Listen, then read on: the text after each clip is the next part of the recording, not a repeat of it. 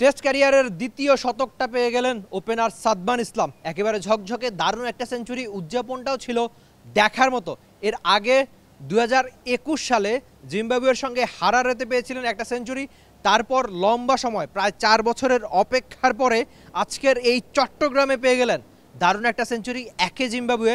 এর আগে 2021-এ যখন সেঞ্চুরিটা করেছিলেন অপোনেন্ট ছিল জিম্বাবুয়ে, আজকের চট্টগ্রামেও ঠিক তাই। তবে সিলেট টেস্টের আক্ষেপ ভুলে নিশ্চয়ই এই টেস্টে রান পাওয়াটা তার জন্য স্বস্তির।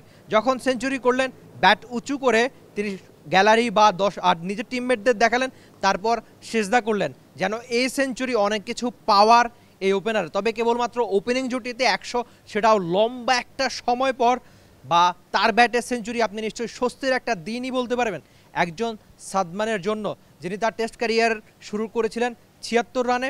তারপর ওই জিম্বাবুয়ের সঙ্গে শতক, আজকে আবার দারুণ একটা ঝকঝকে সেঞ্চুরি। অথবা আপনি রাওয়ালপিন্ডিতে, যেখানে বাংলাদেশ 2-0-তে পাকিস্তানের মাটিতে হারিয়ে এসেছিল, সেখানেও কিন্তু সাদমান 90 পেরোনো একটা দারুণ ঝকঝকে ইনিংস খেলেছিলেন। তারপর নিজেকে খানিকটা হারিয়ে খুঁজছিলেন বটে, তবে চট্টগ্রামে আজকে এসে পেয়ে গেলেন আরেকটা সেঞ্চুরির দেখা, তার টেস্ট ক্যারিয়ারের 2 নাম্বার। অবশ্য এমন দিনে অর্জন বা রেকর্ড ছিল আরও সাদমানের। বাংলাদেশের খুব বেশি ওপেনার নেই যারা টেস্টে ওপেনিংয়ে নেমে 1000 রান পার করেছেন, তাদের একজন সাদমান।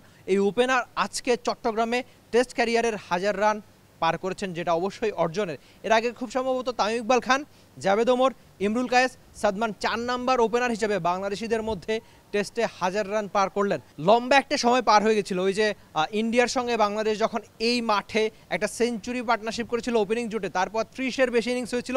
তাই আজকের এই ইনিংস অবশ্যই সাদমানের কাছে যেমন স্বস্তির, বাংলাদেশের জন্য একটা স্বস্তির বটে। তবে সাদমান কি পারবেন তার এই রান সামনের দিনগুলোতেও একই রকম করে দেখাতে?